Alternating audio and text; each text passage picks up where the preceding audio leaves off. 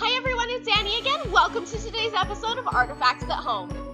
The first sugar beets in Syracuse were grown by William Criddle in 1892.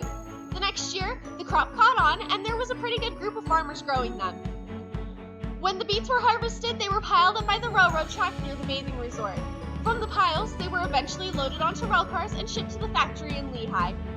As the crop increased in popularity, improvements were made. A beet puller and a beet wagon were purchased, and an official beet dump was established. Early crop years had some rough patches. Many beets were refused by the Lehigh factory. They were gathered and placed in pits for feeding milk cows. It was believed that the beets were increasing milk production. By 1899, Joseph Bodley, the sugar beet company weighmaster, estimated 160 acres were planted to sugar beets. The Amalgamated Sugar Company of Ogden contracted the sugar acreage of Syracuse by this time, making shipment much easier. The factory was still not local enough for residents of Syracuse, however.